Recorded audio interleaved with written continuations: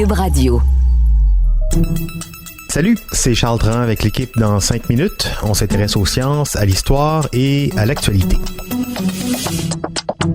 Aujourd'hui, on parle de plastique. On oublie que beaucoup de matières recyclables se retrouvent encore aujourd'hui à la poubelle. Si on trouve une deuxième vie au verre, au papier, il reste que beaucoup de matières recyclables, surtout le plastique, vont finir par être rejetées par les centres de tri parce que endommagées ou trop sales.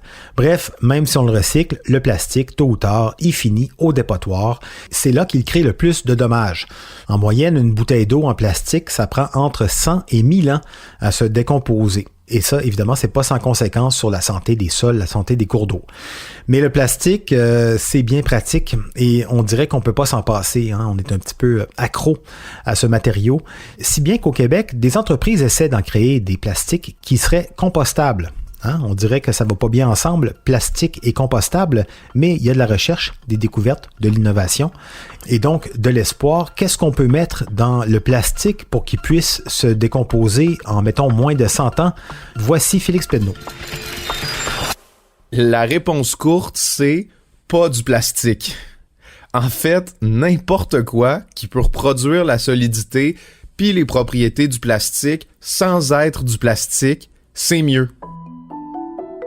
Si on s'y attarde un peu plus, il faut se tourner vers l'industrie des pâtes et papiers qui a réalisé qu'il y avait une demande croissante pour du plastique biodégradable.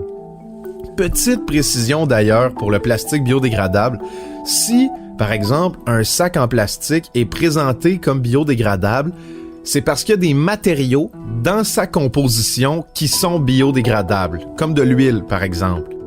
Ça veut pas dire que le plastique en tant que tel va se décomposer puis nourrir le sol après 1 mois et plus de fermentation.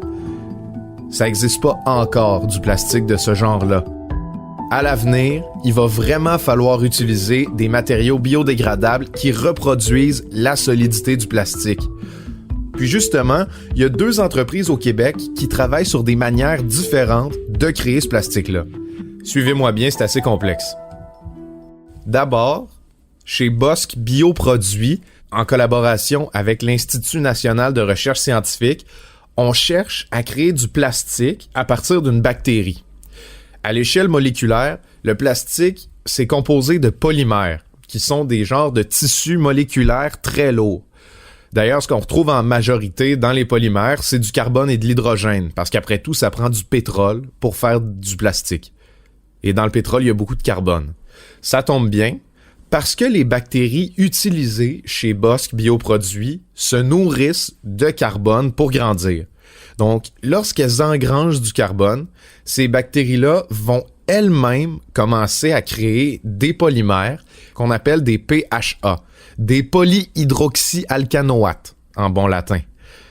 Puis ces polymères-là, on peut faire un équivalent du plastique avec, en passant les bactéries dans des centrifugeuses, en les nettoyant à l'aide d'un processus qui utilise de l'eau, on génère un composite de polymère qui est semblable au plastique, mais qui peut se dégrader en moins de 45 jours.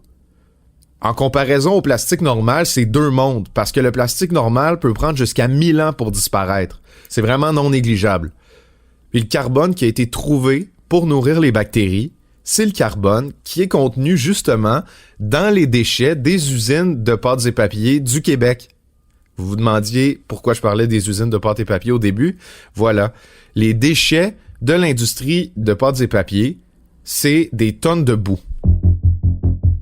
L'eau chimique, qui est rejetée par la transformation du bois en pâte, est normalement mélangée à de la terre, puis est ensuite rejetée dans la nature dans des endroits qui sont prédéterminés.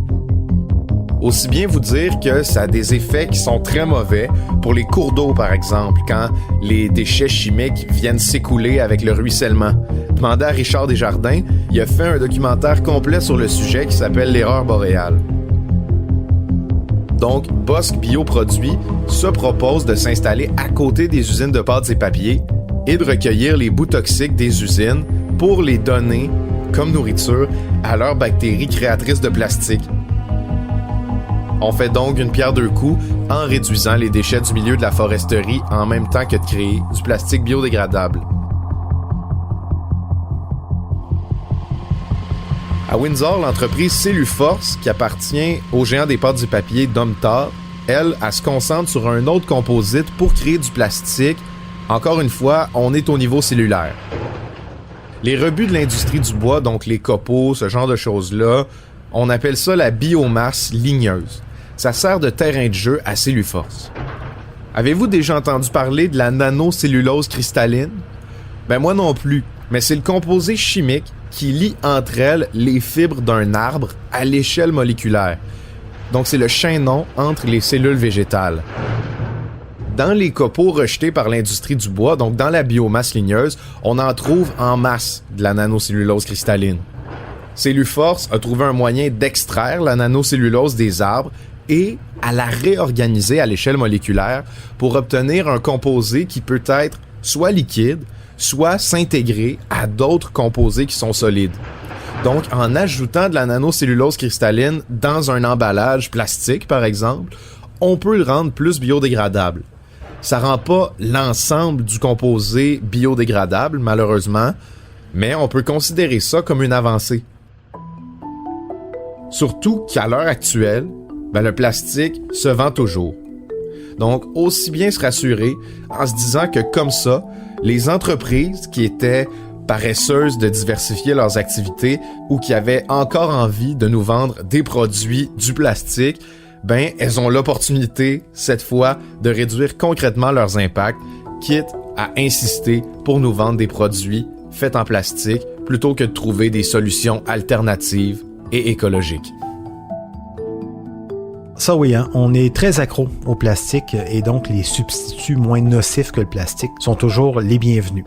Les bioplastiques fabriqués au Québec, merci à Félix Pedneau qui s'est inspiré pour cet épisode d'un bel article sur le site 1.5.ca, un site internet d'information environnementale qui se décrit comme le média qui détend l'atmosphère. C'était en 5 minutes.